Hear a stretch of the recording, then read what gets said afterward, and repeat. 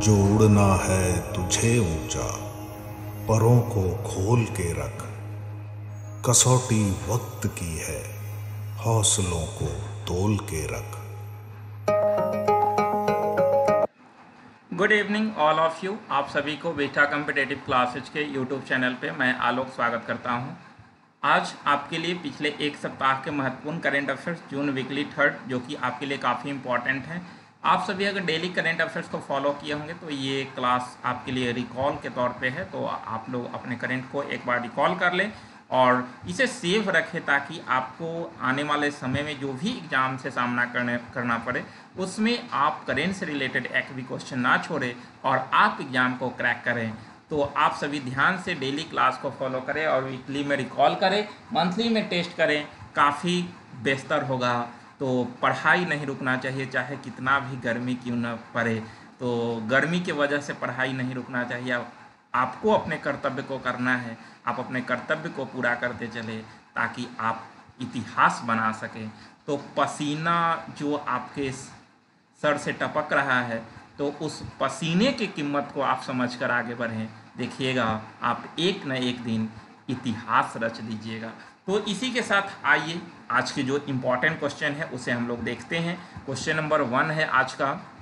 हाँ, साथ साथ आप सभी जो है वो क्लास को लाइक, सब्सक्राइब और शेयर करना ना भूलें। तो लाइक, सब्सक्राइब और शेयर करें और क्लास का आनंद लें। तो क्वेश्चन नंबर 1 है कि हाल ही में विश्व रक्तदाता दिवस कब मनाया गया।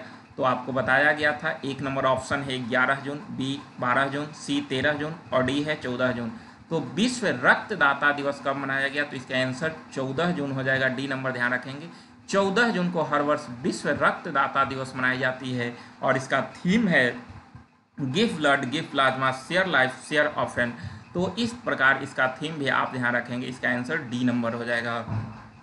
क्वेश्चन नंबर 2 है कि हाल ही में राज्य सरकार ने राज्य के पद्म अवार्ड विजेताओं के लिए मासिक पेंशन की घोषणा किया है।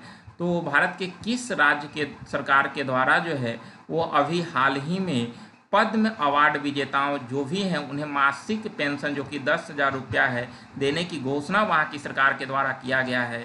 एक number option Haryana, B Madhya Pradesh, सी राजस्थान और डी गुजरात। तो ध्यान रखेंगे कि 10,000 रुपया मासिक पेंशन देने की घोषणा जो है वो हरियाणा के मनोहर लाल खट्टर सरकार के द्वारा किया गया है, यानी कि इसका आंसर एक नंबर हो जाएगा हरियाणा।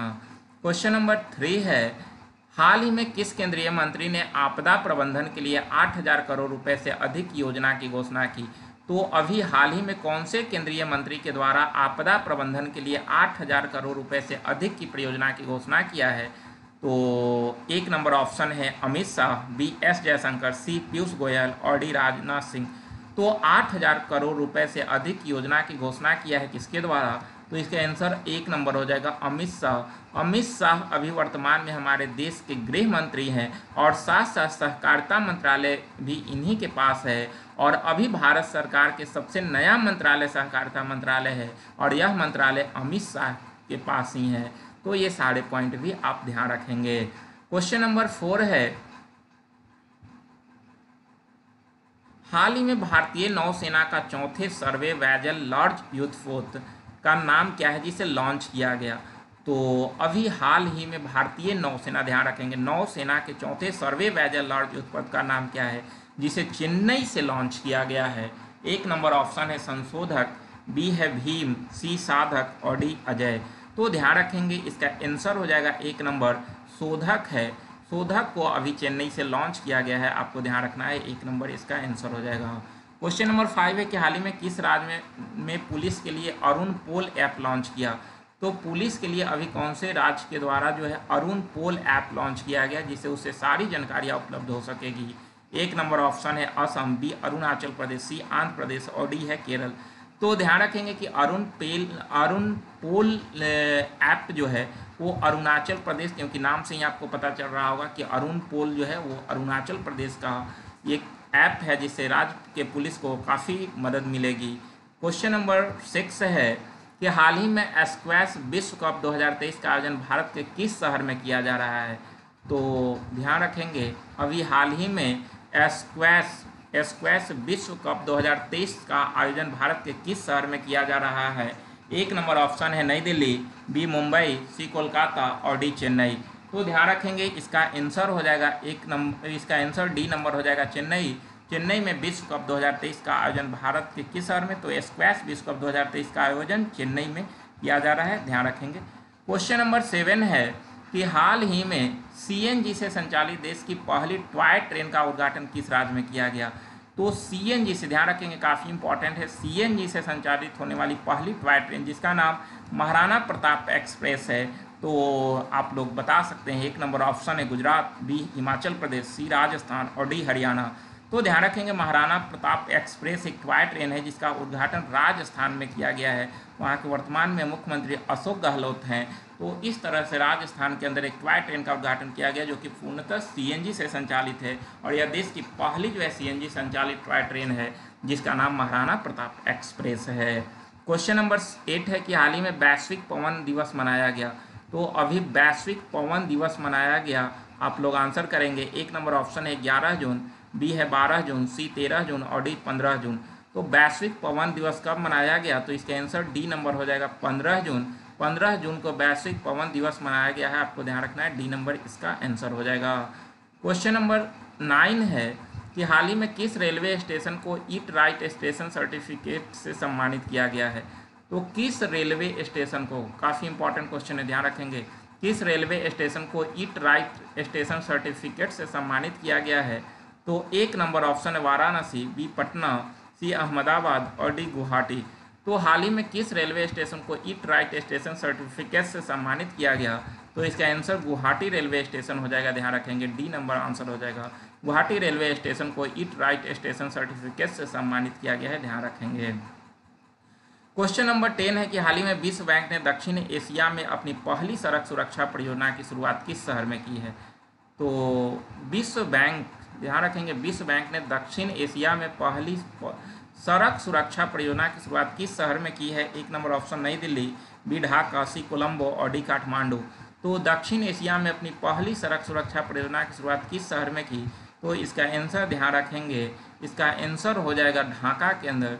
ढाका में अपनी पहली सड़क सुरक्षा परियोजना की शुरुआत जो है वो विश्व बैंक ने किया है, ध्यान रखेंगे, जो कि दक्षिण एशिया में पहली है।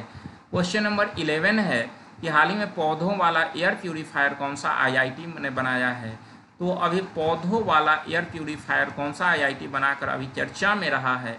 तो 1 number option IIT Bombay, B IIT Delhi, C IIT Patna और नेक्स्ट है आईआईटी कानपुर। तो आईआईटी कानपुर के द्वारा बनाया गया है जो कि एयर प्यूरीफायर है, ध्यान रखेंगे, पौधों वाला एयर प्यूरीफायर है।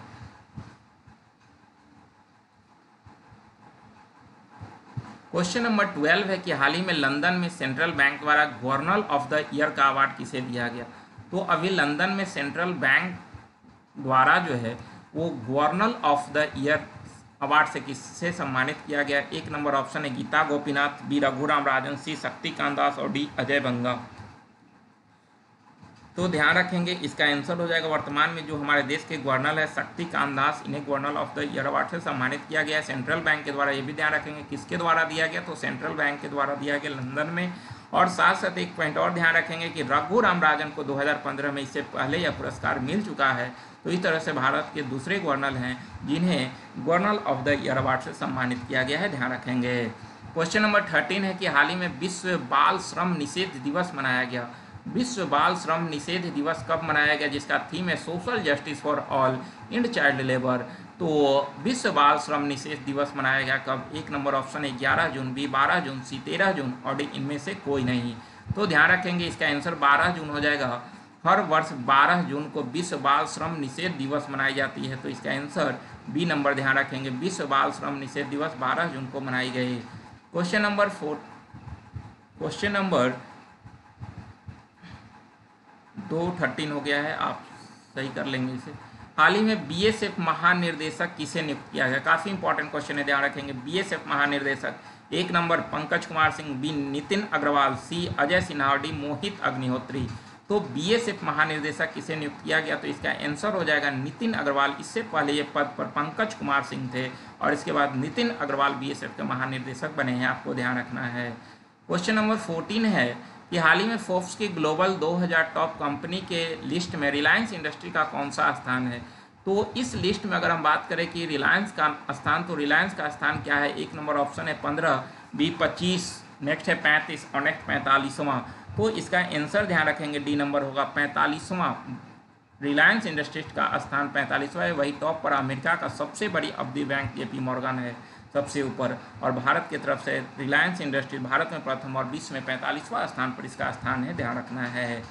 क्वेश्चन नंबर 15 है कि हाल ही में एथलेटिक्स फेडरेशन ऑफ इंडिया की चयन समिति के अध्यक्ष पद से किसने इस्तीफा दिया? तो एथलेटिक्स फेडरेशन ऑफ इंडिया के चयन समिति के अध्यक्ष पद से किसने इस्तीफा दिया? एक number option Gurbachan Singh Randhawa, B Rajyavardhan Singh Rathore, C Abhinav Bindra और डी यू मिल्खा सिंह। तो ध्यान रखेंगे कि एथलेटिक्स फेडरेशन ऑफ इंडिया के चयन समिति के अध्यक्ष पद से किसने इस्तीफा दिया? तो इसका आंसर हो जाएगा एक नंबर गुरबच्चन सिंह रंधावा। गुरबच्चन सिंह रंधावा अपने पद से इस्तीफा दे दिए हैं, आपको ध्यान रखना है। क्वेश्चन नंबर 16 है कि हाल ही में SpaceX में सबसे कम उम्र का सॉफ्टवेयर डेवलपर कौन बना है? तो अभी हाल ही में जो है SpaceX में सबसे कम उम्र के सॉफ्टवेयर डेवलपर जो कि 14 वर्ष की आयु में जो है वो आपका सॉफ्टवेयर डेवलपर में नौकरी पाने वाले युवा बने। एक नंबर ऑप्शन अभिनव पुरोहित, बी कैरन काजी, नेक्स्ट एडम क्लार्क और नेक्स्ट है अजय सिन्हा। तो इसका आंसर हो जाएगा डी नंबर कैरन काजी, जो कि बांग्लादेश के हैं। तो कैरन काजी SpaceX में सबसे कम उम्र का सॉफ्टवेयर डेवलपर बने, आपको ध्यान रखना है। क्वेश्चन नंबर 17 है कि हाल ही में प्रधानमंत्री ने पहले नेशनल ट्रेनिंग कॉन्क्लेव का उद्घाटन कहाँ किया? तो प्राइम मिनिस्टर मोदी ने पहले नेशनल ट्रेनिंग कॉन्क्लेव का उद्घाटन कहाँ से किया? एक नंबर ऑप्शन जयपुर, बी नई दिल्ली, सी अहमदाबाद और डी लखनऊ।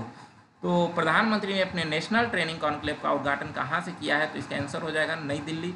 आप सभी जितने क्वेश्चन जा रहे हैं सभी को रिकॉल करते चलें, क्योंकि मैं डेली करंट अफेयर्स में आपको डिटेल से बताता हूं और वीकली में रिकॉल करा देता हूं, ताकि आपका करंट बेहतर हो सके और आप एग्जाम को क्रैक कर सकें। तो आप सभी इतना जरूर करें ताकि करेंट से रिलेटेड एग्जाम में आपका क्वेश्चन ना छूटे।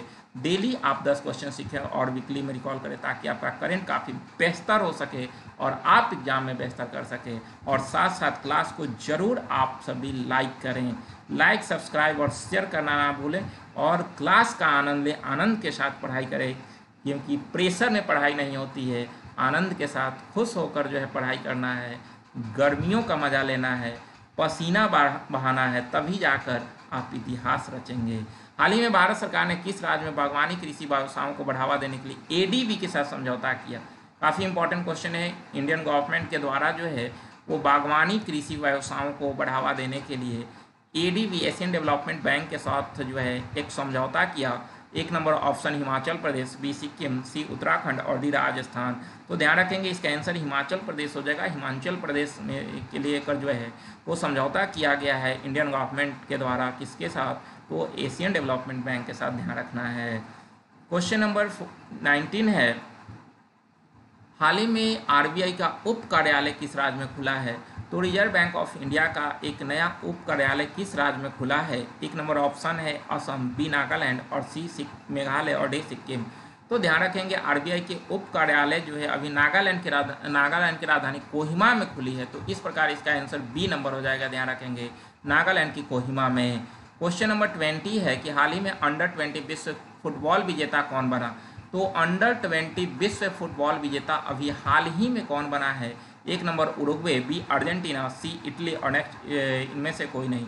तो ध्यान रखेंगे कि अभी हाल ही में अंडर-20 वर्ल्ड फुटबॉल विनर का बात करें तो अगर विजेता जो है वो उरुग्वे बना, किसे हराकर? तो इटली को हराकर, जबकि इसका आयोजन जो है वो अर्जेंटीना में हो रहा था। आपको तीनों पॉइंट ध्यान रखना है।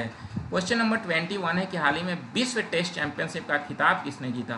तो वर्ल्ड टेस्ट चैंपियनशिप काफ़ी इंपॉर्टेंट क्वेश्चन है, काफ़ी चर्चा में ये क्वेश्चन रहा। वर्ल्ड टेस्ट चैंपियनशिप का खिताब किसने जीता? तो एक number option Bharat, B Australia, C New Zealand और डी इनमें से कोई नहीं। तो ध्यान रखेंगे ऑस्ट्रेलिया ने भारत को हराकर जीता है। ऑस्ट्रेलिया ने भारत को हराकर ये जो है वो चैंपियनशिप हासिल किया। तो इसका आंसर ऑस्ट्रेलिया हो जाएगा। क्वेश्चन नंबर 22 है कि हाल ही में ICC खिताब जीतने वाली दुनिया की पहली टीम कौन बनी? तो ICC खिताब जीतने वाली दुनिया की पहली टीम कौन बनी है? ध्यान रखेंगे ICC खिताब जीतने वाली दुनिया की पहली टीम, ICC खिताब जीतने वाली दुनिया के पहली टीम, ये ध्यान रखेंगे सभी फॉर्मेट में आप ऐड करेंगे। ICC के सभी फॉर्मेट में खिताब जीतने वाली दुनिया की पहली टीम कौन बनी? तो इसका आंसर ध्यान रखेंगे ऑस्ट्रेलिया। ऑस्ट्रेलिया जो है आईसीसी के जितने फॉर्मेट हैं वो सभी फॉर्मेट के विजेता बनने वाली पहली टीम बनी है, तो इसका आंसर बी हो जाएगा। क्वेश्चन नंबर 23 है कि हाल ही में विश्व टेस्ट चैंपियनशिप का खिताब ऑस्ट्रेलिया ने जीता। ऑस्ट्रेलिया की आईसीसी की कौन सी ट्रॉफी है? तो ध्यान रखेंगे ऑस्ट्रेलिया की ये आईसीसी की 9वीं ट्रॉफी है।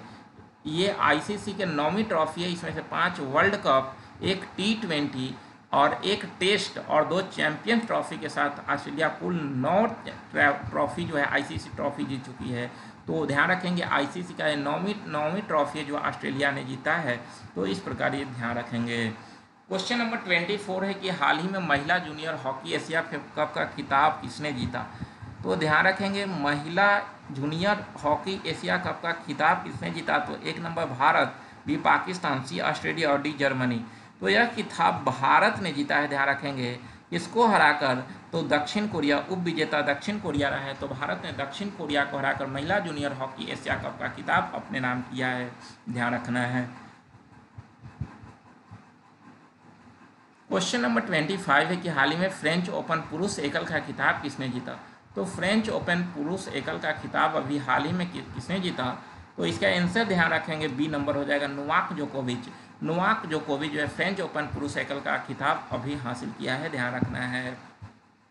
क्वेश्चन नंबर 26 है कि हाल ही में भारतीय विशिष्ट पहचान प्राधिकरण के सीईओ किसे नियुक्त किया गया?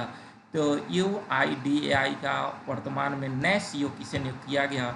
1 नंबर ऑप्शन है अमित अग्रवाल, बी सुबोध कुमार सिंह और नेक्स्ट अनुराग सिंह और नेक्स्ट अजय माथुर। तो इसका आंसर 1 नंबर होगा अमित अग्रवाल। अमित अग्रवाल जो है वो भारतीय विशिष्ट पहचान प्राधिकरण के सीईओ के रूप में नियुक्त किए गए हैं, तो इसका आंसर 1 नंबर हो जाएगा। ध्यान रखें। क्वेश्चन नंबर 27 है कि हाल ही में G20 विकास मंत्रियों का सम्मेलन कहाँ आयोजित किया गया? तो अभी हाल ही में G20 विकास मंत्रियों का सम्मेलन कहाँ पर आयोजित हुआ? 1 number option Lucknow, B Varanasi, C Patna और नेक्स्ट जयपुर। तो इसका आयोजन वाराणसी में हुआ। ध्यान रखेंगे बी नंबर आंसर हो जाएगा। क्वेश्चन नंबर 28 है कि हाल ही में किस संसद में पहली बार हिंदू अमेरिकी शिखर सम्मेलन का मेजबानी करेगा? तो इसका आंसर हो जाएगा अमेरिका। अभी हाल ही में अमेरिकी संसद में पहली बार हिंदू अमेरिकी शिखर सम्मेलन का मेजबानी किया जाएगा। ध्यान रखेंगे। तो इसका आयोजन कहाँ होगा? तो अमेरिका के संसद भवन में होगा। आपको ध्यान रखना है।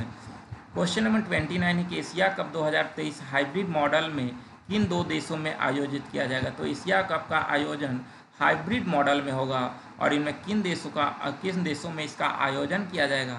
तो ध्यान रखेंगे इसका आंसर श्रीलंका और पाकिस्तान हो जाएगा। श्रीलंका और पाकिस्तान में हाइब्रिड मॉडल पे आधारित इसका आयोजन किया जाएगा। काफ़ी दुविधा में चल रहा था ये ट्रॉफी, और अभी जो है वो आईसीसी ने डिसीजन लिया कि एशिया कप 2023 हाइब्रिड मॉडल में होगा और इसका आयोजन श्रीलंका और पाकिस्तान में होगा। ध्यान रखना है। क्वेश्चन नंबर 30 है कि हाल ही में 2 दिवसीय साइंस 20 सम्मेलन का आयोजन किस शहर में किया जा रहा है? तो 2 दिवसीय साइंस 20 सम्मेलन का आयोजन किस शहर में किया जा रहा है? 1 number option Varanasi, B Patna, C Bhopal और डी जयपुर है। तो इसका आंसर ध्यान रखेंगे सी नंबर हो जाएगा। भोपाल में इसका आयोजन हो रहा है और इस बार का थीम है connecting science to society and culture. Connecting science to society and culture इसका थीम होता है। ध्यान रखेंगे सी नंबर आंसर हो जाएगा। क्वेश्चन नंबर 31 है कि हाल ही में आउटरीच कार्यक्रम जूली लद्दाख का आयोजन किसके द्वारा किया जा रहा है? तो आउटरीच कार्यक्रम है जूली लद्दाख, इसका आयोजन किसके द्वारा किया जा रहा है? 1 नंबर ऑप्शन भारतीय नौसेना, बी भारतीय थल सेना, सी भारतीय वायुसेना और डी BSF। तो हाल ही में आउटरीच कार्यक्रम जूली लद्दाख का आयोजन किसके द्वारा किया जा रहा है? तो इसका आंसर काफ़ी इंपॉर्टेंट है, आप लोग ध्यान रखेंगे। जूली लद्दाख आप ध्यान रखेंगे, काफ़ी इंपॉर्टेंट क्वेश्चन है। इसका आयोजन जो है वो भारतीय नौसेना के द्वारा किया जा रहा है। ध्यान रखेंगे इसका आंसर हो जाएगा भारतीय नौसेना के द्वारा जो है वो जूली लद्दाख का आयोजन, कार्यक्रम का आयोजन जो है वो लद्दाख के अंदर किया जा रहा है। आपको ध्यान रखना है। क्वेश्चन नंबर 32 है कि हाल ही में national time release study 2023 report किसने जारी किया है? तो नेशनल टाइम, ध्यान रखेंगे, national time release study 2023 report किसने जारी किया?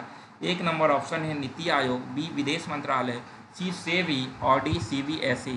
तो ध्यान रखेंगे टाइम रिलीज स्टडी 2023 जारी किया है सीबीएसई के द्वारा जारी किया गया है, ध्यान रखना है। इसका आंसर डी नंबर हो जाएगा। क्वेश्चन नंबर 33 है कि हाल ही में भारत के किस राज्य में उड़ने वाली छिपकली की नई प्रजाति की खोज की गई। तो अब उड़ने वाली छिपकली की नई प्रजाति की खोज जो है वो भारत के किस राज्य में किया गया है, आप सभी इसका आंसर करेंगे। तो ध्यान रहे इसका आंसर हो जाएगा मिजोरम। मिजोरम के अंदर जो है उड़ने वाली एक नई छिपकली के प्रजाति की खोज की गई। तो इस प्रकार जो है वो मिजोरम राज्य के नाम पर इस मिजोरम पैरासूट गोको इसका नाम रखा गया है। मिजोरम पैरासूट गेको इसका नाम रखा गया। तो ध्यान रखें उड़ने वाली छिपकली की नई प्रजाति की खोज कहाँ से किया गया, तो मिजोरम से किया गया है, आपको ध्यान रखना है। क्वेश्चन नंबर 34 है कि हाल ही में किस केंद्रीय मंत्री ने गैबोन की पहली कृषि एसी जेट परियोजना का झंडी दिखाकर रवाना किया। काफ़ी इंपॉर्टेंट क्वेश्चन है, ध्यान रखेंगे। अभी जो है केंद्रीय मंत्री जो कि गैबोन एक मध्य अफ्रीकी देश है गैबोन, ध्यान रखना है, यहाँ के लिए पहली कृषि एसी जेट परियोजना को हरी झंडी दिखा किसने रवाना किया। तो इसका आंसर होगा शिक्षा मंत्री धर्मेंद्र प्रधान। शिक्षा मंत्री धर्मेंद्र प्रधान के द्वारा जो है वो गैबोन की पहली कृषि एसी जेट परियोजना को हरी झंडी दिखाकर रवाना किया गया है। तो इस तरह इसे ध्यान रखेंगे। और लास्ट क्वेश्चन है आज का कि Nehru memorial museum and library society नई दिल्ली का नाम बदलकर PM memorial museum and library society रखा गया है। तो ये आप ध्यान रखेंगे कि Nehru memorial museum and library society का नाम बदल कर क्या रखा गया, तो PM memorial museum and library society रख दिया गया है। तो इस प्रकार कुल आपके लिए 35 इंपॉर्टेंट क्वेश्चन थे जो कि पिछले एक सप्ताह के करेंट अफेयर्स थे। तो आप सभी इसे ध्यान से 2-4 बार देखें ताकि आपका पूरा करेंट बेहतर हो सके और आप एग्जाम में बेहतर कर सके। तो तत्काल आज यहीं तक, फिर मिलेंगे नेक्स्ट क्लास में। आप सभी को बहुत बहुत धन्यवाद, लेकिन क्लास को लाइक करना नहीं भूलें आप सभी।